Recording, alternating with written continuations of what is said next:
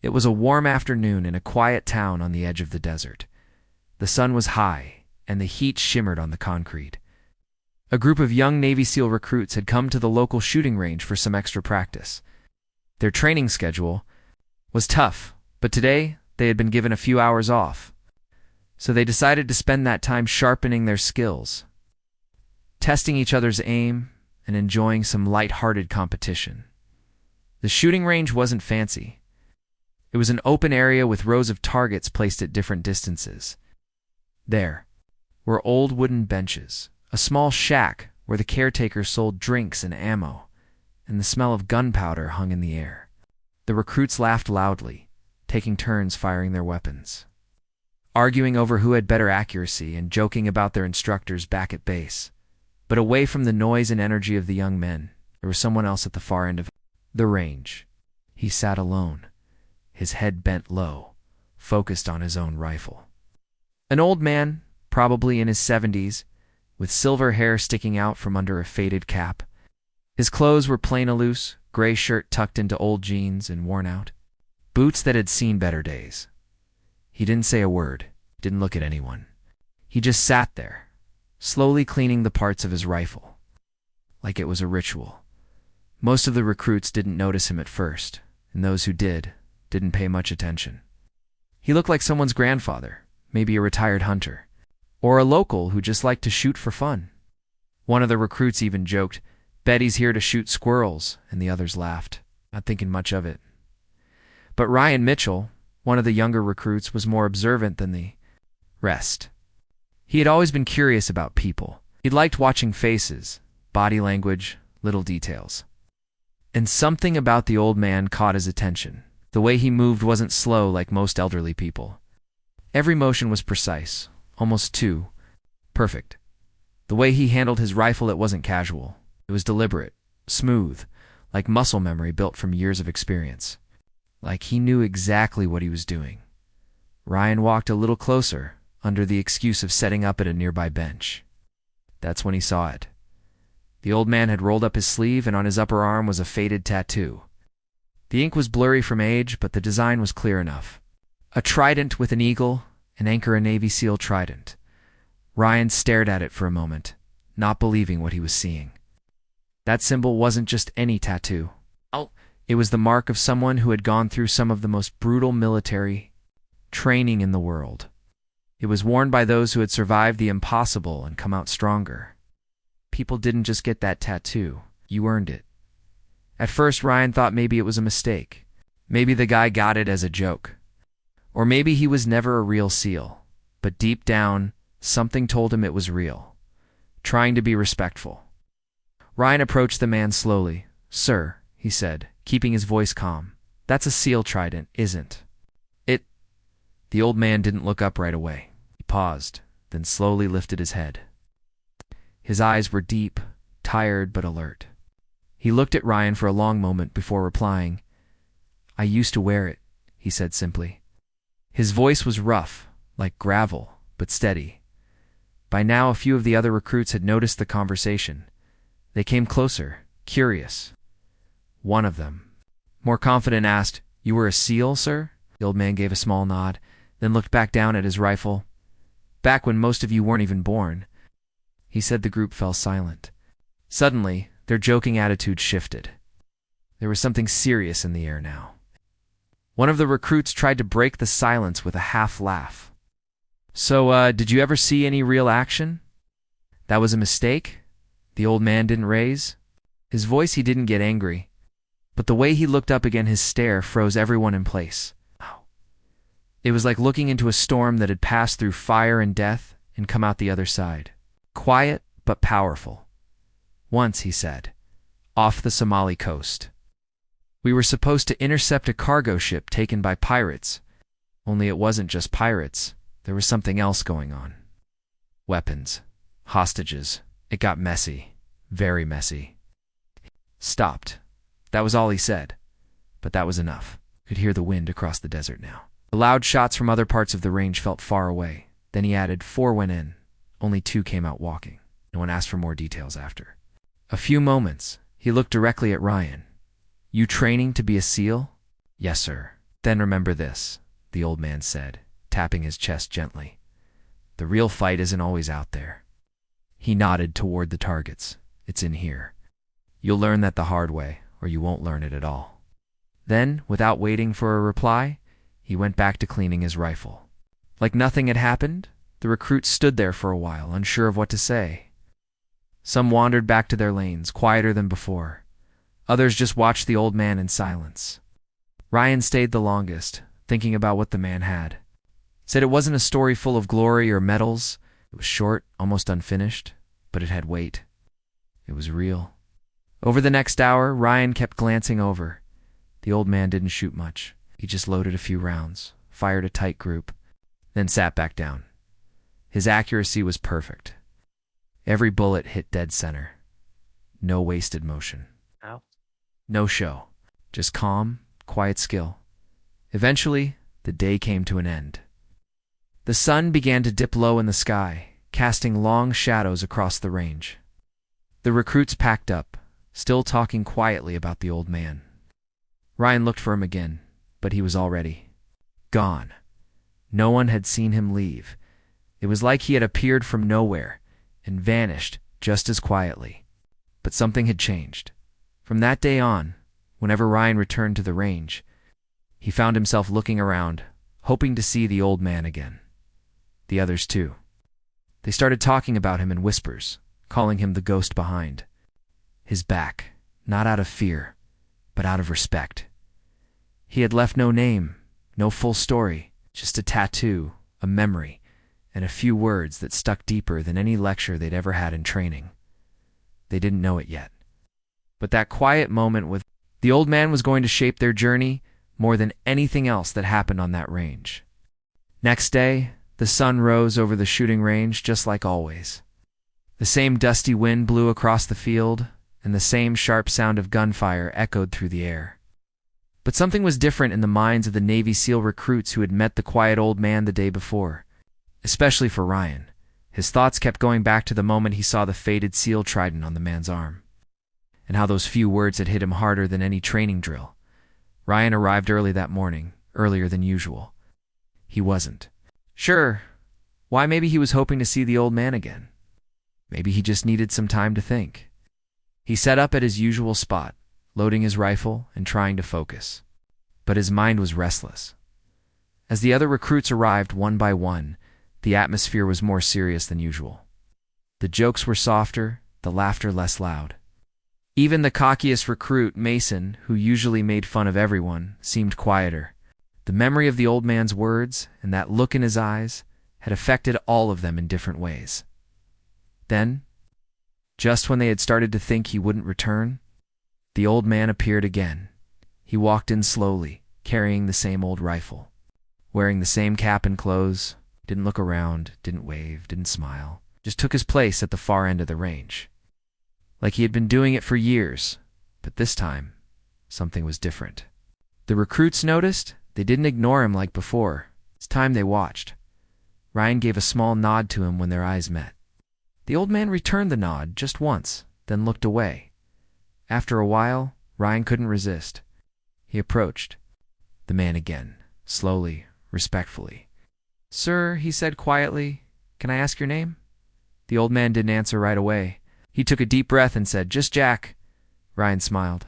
"Nice to see you again, Jack." Jack gave a small smile, barely visible.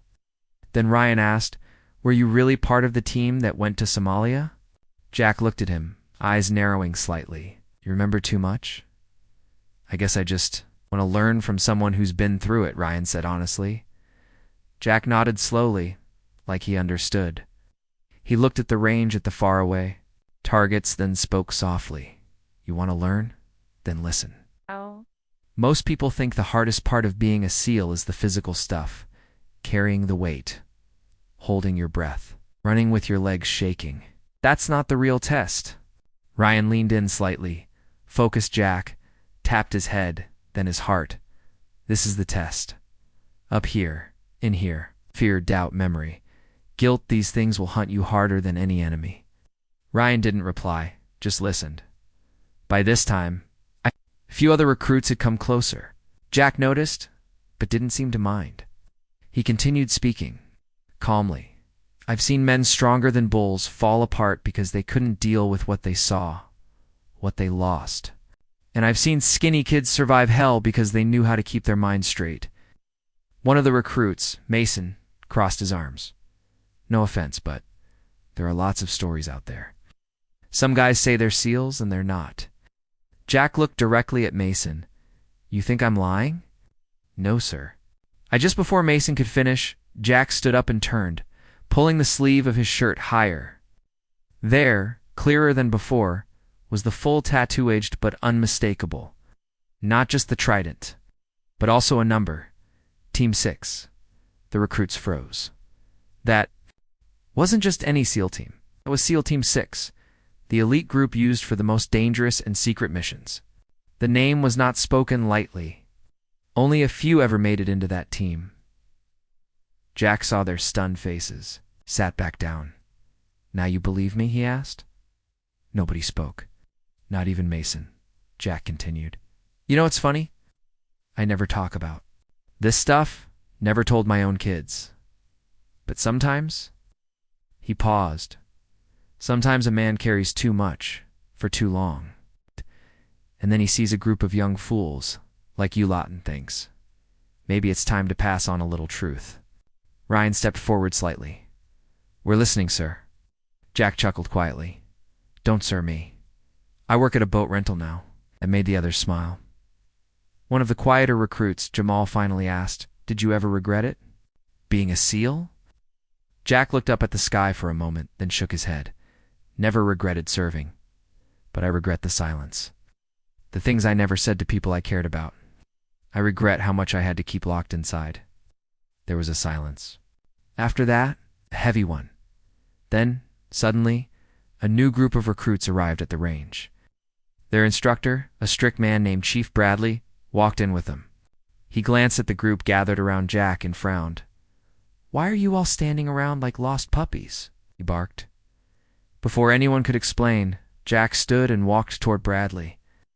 They looked at each other, and something passed between them. Recognition.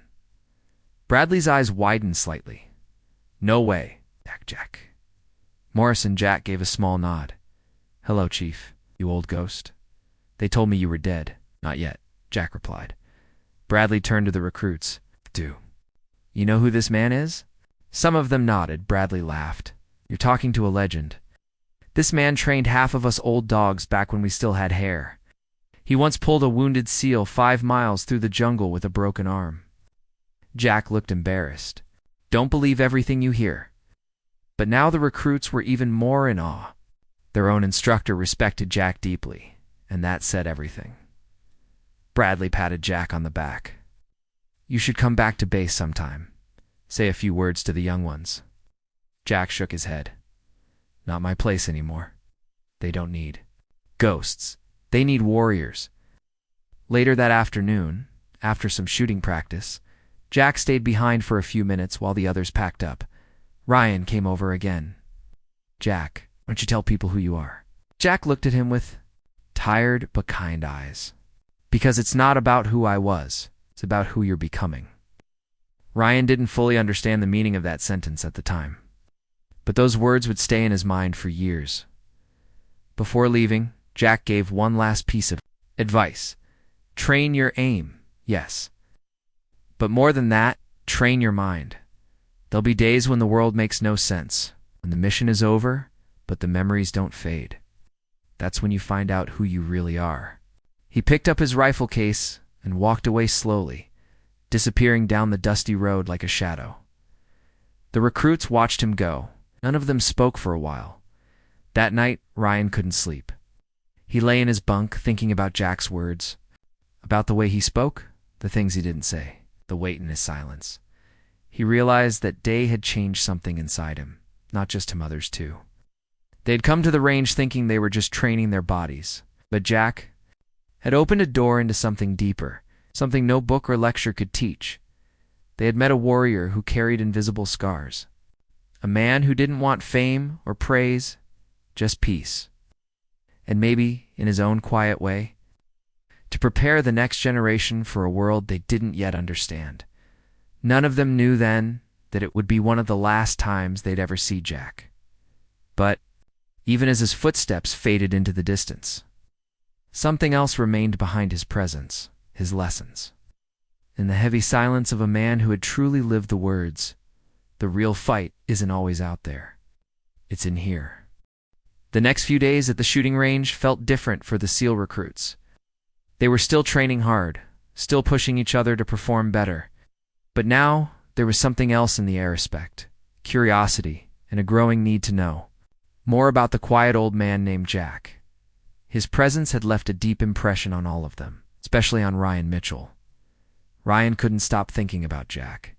He had met many instructors, seen countless videos, read several books about special ops, but none of them had the same effect as Jack's few simple words. There was something in Jack's voice pain experience, truth that stayed with him. After one of their regular practice sessions, Ryan decided he needed to know more. He waited until the others had left, pulled out his phone, and sat on a bench. At first he tried searching online. Jack Navy SEAL, SEAL Team 6, Jack Somalia Mission SEAL. But nothing useful came up. It was like Jack didn't exist on the internet at all. No photos, no articles, no military records that were public. That made Ryan even more curious. He remembered Jack had mentioned a mission near the Somali coast. Ryan figured maybe someone older in the SEAL community might know about it. He didn't want to bother his superiors, but he had one connection. He trusted his uncle's friend, retired Master Chief Mike Hansen, a serious man, known for his long career in special operations. Ryan had met him a few times growing up. Ryan sent him a short text message asking, "Sir, do you know of anyone called Jack? He says he was SEAL Team 6, mentioned something about a mission in Somalia, older man, white hair, quiet, been coming to the range out here." He didn't expect a reply right away, but to his surprise, just 20 minutes later, his phone rang. It was Mike Hansen. Ryan answered quickly. "Hello, sir?" Mike's voice was calm but serious. "You saw Jack Morrison, sir?" I didn't know his last name. He didn't say it, just called himself Jack." There was a long pause. "Where did you see him?" Mike asked. "He's been showing up at our local shooting range, once or twice now. Helped some of us with our form. Told us a little story about Somalia. Said 4 went in and only 2 came out." Another pause.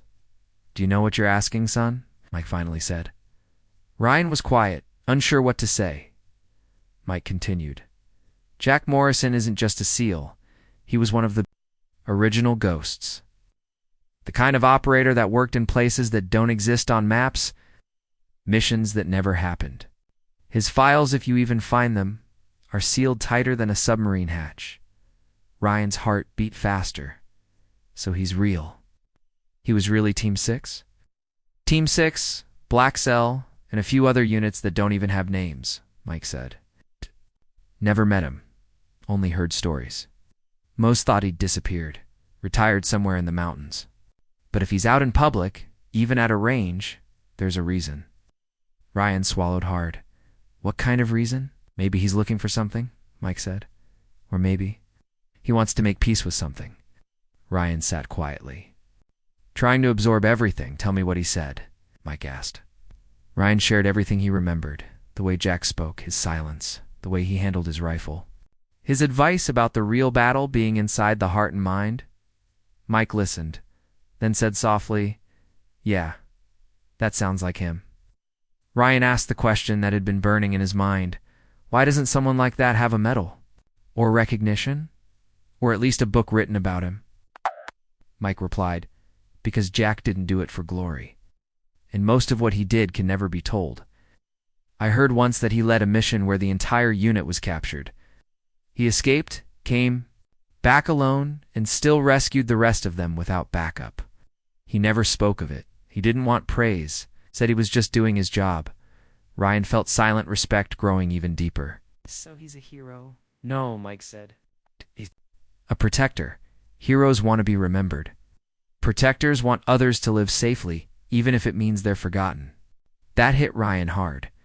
They ended the call with Mike telling him, "If he talks to you again, listen carefully. People like Jack don't say much." but every word matters. I. The next few days, Ryan kept waiting for Jack to return. Every time he stepped on the range, he scanned the edges, hoping to see that old man with the calm hands and the deep eyes. But Jack didn't come. Then one quiet morning, Ryan showed up early. No one else was there yet. And as he set up his gear, he saw a familiar figure walking slowly down the dirt path. Jack. He was wearing the same cap, carrying the same rifle case. It was like time had stood still. Ryan didn't wait. He walked over to Jack, stood at attention, and said, "Good morning, sir." Jack smiled lightly. "Relax, kid. You're not on parade." Ryan smiled too. "I asked about you," Jack raised an eyebrow. "To who?" "A retired SEAL named Mike Hansen said he'd heard stories about you." Jack's eyes narrowed just slightly. "I didn't give you permission to ask. I know, sir. I'm sorry. I needed to understand." Jack looked at him a long time. Then he sat down slowly on a bench and motioned for Ryan to sit too. "I figured someone would look me up," Jack said. "That's why I never gave my last name." Ryan didn't speak. Jack continued, "Truth is, I didn't plan to come back here. But then I saw your face. You asked a question, a real one, and I realized maybe there's still use in telling a few things." Ryan listened closely as Jack began to speak, not loudly, not in a storytelling tone, but simply quietly. "There was a mission, not just one, many. But Somalia was the one that changed me. We were told to intercept a ship full of smuggled arms, thought it would be in and out. We had intel, a plan, and everything we needed. But we were wrong. There was an ambush, trap. They knew we were coming." Jack paused. His eyes were far away now, like looking into a place that still haunted him. "I lost 2 men in the first few minutes. At the third, I carried for 2 hours through swamp and dirt. Got him out. But he never walked right again. I blamed myself. Still do." Ryan felt a chill run down his spine. "We never got medals for that mission," Jack said. No one spoke about it again. The files were buried, but the faces, the screams, they stayed. He looked directly at Ryan. "You want to be a SEAL? Then remember, this job is not about winning. It's about carrying weight. Some of it stays with you forever." Ryan nodded slowly. Then Jack leaned in closer. "You want to honor your brothers? Don't be the fastest. Don't be the strongest. Be the one who stays calm when everything's falling apart. Be the one they can count on when the radios go silent." Ryan didn't know what to say. He just nodded again, more seriously this time. Then Jack opened his rifle case and handed Ryan something wrapped in cloth. Ryan unfolded it and saw a small patch, an old, faded one with a wolf's head on it. It wasn't any standard military symbol. "That was from my unofficial unit," Jack said. "We called ourselves the Stray Dogs, because we were always sent where nobody else wanted to go. Keep it. Maybe one day you'll understand what it really means." Ryan held it with both hands, honored. Then Jack stood up. "I won't be coming back again for a while. Too many eyes now. Too many memories." Ryan stood too. "Thank you, Jack, for everything." Jack looked at him one last time. "Don't thank me. Just pass it on. Stoot." And with that, he walked away again. Slow, steady, disappearing into the distance like a shadow in the morning light. That day, Ryan didn't even touch his rifle. He just sat there for a long time, holding the patch, feeling the weight of everything he had heard. And somewhere deep, inside him, a quiet promise formed. He wouldn't just train to become a SEAL. He would train to become someone worthy of the trust of men like Jack Morrison. The next time Jack came to the shooting range, the atmosphere was different. Everyone noticed. The younger SEAL recruits had stopped seeing him as just an old man.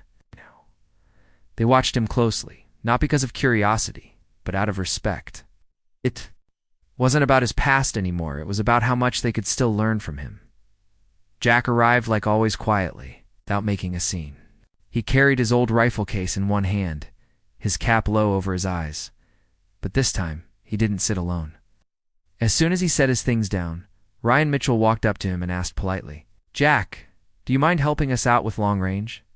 Targeting today?" Jack looked up at him, then at the group of recruits watching from a short distance.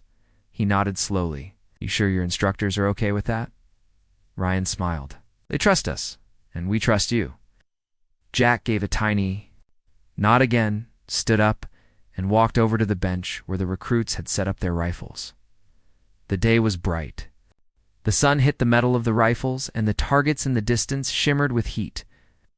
Most of the recruits had struggled with long-range shots for weeks. Some were good at it, but few were consistent. That day, they were hoping for something. More than practice, they wanted wisdom.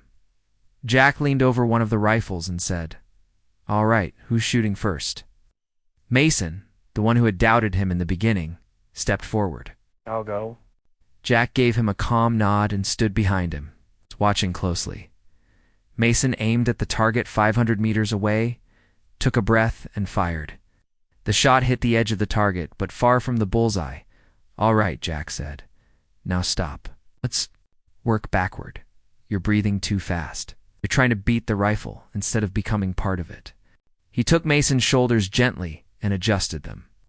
Then he moved the rifle just slightly. Relax your hand. Let the trigger break naturally. It's not about force. It's about timing. Mason took another shot. This one landed closer to the center. The recruits clapped quietly. Mason looked surprised. Jack just said, again, another shot. Even better, by the third shot, Mason hit the bullseye. He turned to Jack wide-eyed. How did you, Jack, cut him off gently? You knew how to do it? You just didn't know what was in your way. After that, one by one, the recruits took turns. Jack gave each of them different tips, some about posture, others about how to read the wind, and a few about mental focus. But he never raised his voice. He never made anyone feel small. He spoke like someone who had been through everything. They were trying to understand. Ryan was the last to go. He took position, aimed, and fired. His shot landed off target. He frowned. Jack stepped behind him and asked, What were you thinking just before you pulled the trigger? Ryan replied honestly, I was worried I'd mess it up. I wanted to get it right. Jack nodded. Your problem. You're trying to get it right, instead of just doing what you trained for. You're letting fear of failure get between you and the target. Ryan looked through the scope again, took a breath, and fired, this time without hesitation. Bullseye. Jack smiled. There, that's the shot you've been hiding. After everyone had finished, the recruits sat down in the shade near the benches. Jack sat with them. The sun was still high, but now the air felt cooler, calmer. One of the quieter recruits, David, finally asked the question that had been on everyone's mind. Jack, do you ever think about the missions you were on? Do they still stay with you? Jack looked at the dirt for a moment.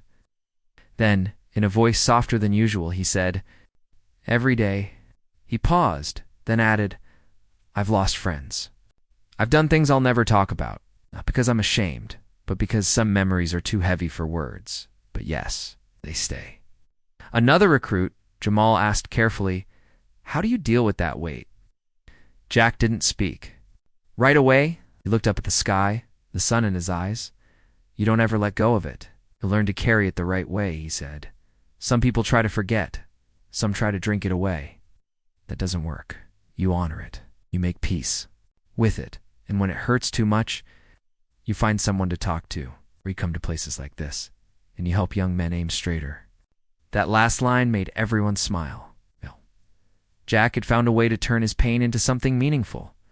That was more powerful than any war story.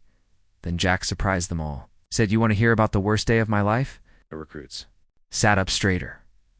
It was in a jungle, not even sure what country. The mission was bad from the start. Bad intel, bad weather. It got dropped in, and everything went wrong. My best friend was with me. We called him Spud because he was from Idaho. Quiet guy, always smiling. Jack's face changed slightly. His eyes clouded. Spud stepped on something. Mine. I was standing right behind him. I saw his face. Just for a second. He didn't. Scream didn't even look scared. He just looked sorry. Jack paused. After the explosion, I dragged what I could find of him back, carried him through mud, enemy fire, and rivers. I wasn't thinking, just knew I couldn't leave him. The recruits didn't move. Jack looked at them and said, "I still write to his mom. Every year, on the same day, she writes back." There was silence for a while. Then Ryan asked, "Do you ever wish you had a different life?" Jack shook his head. "No. I wish I could have saved more lives. But I don't regret the life I chose. I just wish more people understood what it costs." He stood up slowly. The sun was starting to dip lower now, the sky turning golden.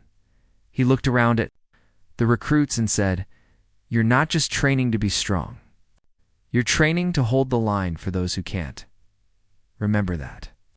When the bullets are flying and the mission falls apart, you'll think of home, your mother, your friends, but you have to stay sharp for your brothers, for your team. That's what keeps you alive." He looked at Ryan directly. "And if you survive, you carry them with you. Not just the memories, their courage, their voices. That's how you keep them alive." Ryan nodded slowly, unable to say anything. Before Jack left that day, he handed Ryan a folded piece of paper. "This is the names of everyone from my last team," he said. "Read them, say them out loud so they're remembered." The paper carefully, holding it like it was made of glass. As Jack turned to leave, Mason called out, "Will you come back tomorrow?" Jack looked over his shoulder and smiled a little. "Maybe if I think you're worth the ammo." The recruits laughed, but it was the kind of laugh that came from deep respect. After he left, they sat in silence. First, when they finally opened the paper Jack gave to Ryan, they read the names out loud, one by one. No jokes, no laughter. Just quiet voices honoring strangers they had never met. Something changed in them that day. They had come to the range to become better shooters. But Jack had shown them how to become better men, and Ryan knew this was no longer just about being strong or fast. This was about learning how to carry the weight of duty, the responsibility of life and death. Still walk forward. He folded the list and kept it in his vest pocket, close to his heart. Not because it was just a list of names, but because now they were his names too. A few weeks passed. The days at the shooting range rolled on like usual, but something felt missing. The old man, Jack, didn't come back at first. The recruits thought maybe he was just taking a break. After all, he was older. Maybe he had gone out of town. Maybe he wasn't feeling well.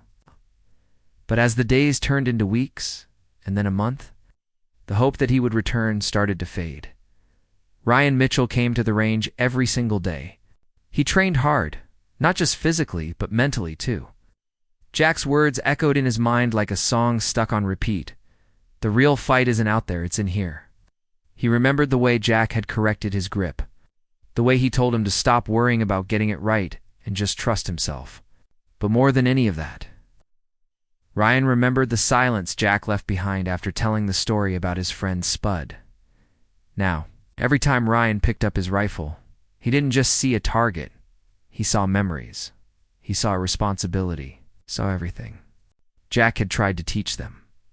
One day, while packing up his gear after a long training session, Ryan noticed something strange. The caretaker of the range, an old man named Earl who barely spoke unless it was about ammo prices, walked over to him holding a small, worn-out rifle case. "This was left behind," Earl said. "No one claimed it. It's been sitting here for weeks. It's your name on it." "My name?" Ryan asked, surprised. Earl pointed to a small, scratched tag on the side of the case. There, almost faded into the leather, was a note written in pen to Mitchell. "You'll know what to do with it." Ryan's heart raced as he took the case and sat down on a bench. His hands were shaking just a little. He opened it slowly. Inside was Jack's old rifle, clean, polished, and carefully packed. Next to it was a folded paper, yellow from age. With handwriting so neat and precise that it almost didn't look real, he opened the paper and began to read. "Mitchell, if you're reading this, then I probably won't be coming back. Don't worry, I'm not dead. I've just walked far enough in this chapter of my life. Time to be quiet again. Time to disappear. You asked me once why I don't tell my story. Why I don't stand up and let the world know what I've done? The answer's simple. The story isn't mine alone. It belongs to the men who didn't come back, to their families, to the dirt we left them in. You don't turn stories like that into trophies, but what I can do is pass something on. This rifle has seen more battles than I care to remember. Carried it across mountains, through jungles, and over deserts.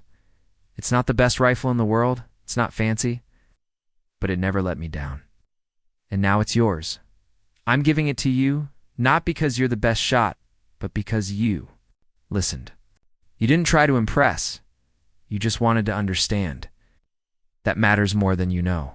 Don't make me proud. It's not the point. Make your brothers proud. Make the ones who will follow you proud. And if one day some kid comes up to you and asks what that tattoo means, or why your rifle looks older than you, Art, tell them the truth. Just like I told you now. Go train, fight, live, and when you need me, I'll be right there. In your aim, in your choices, in your silence, Jack. Morrison Ryan stared at the letter for a long time. His eyes were wet.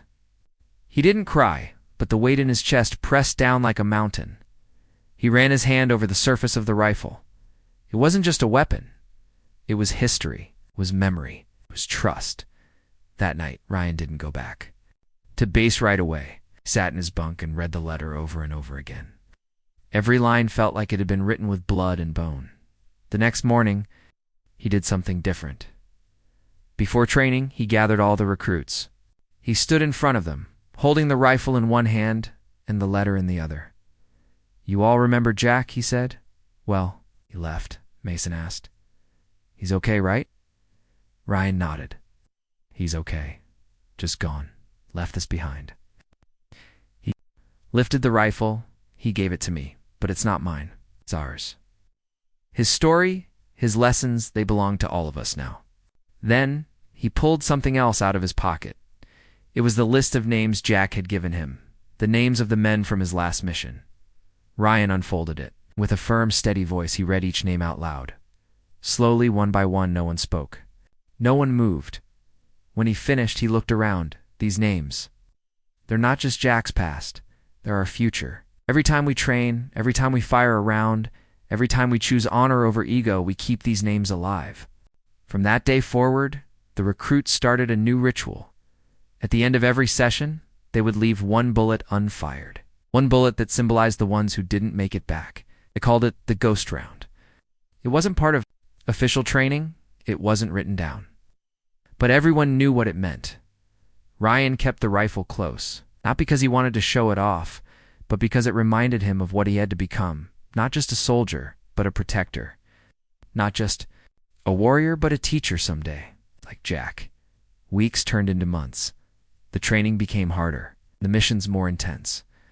And yet, Ryan always found a way to carry Jack's voice with him. During one brutal exercise, where they had to carry gear up a muddy hill for hours under the rain, some recruits started falling behind.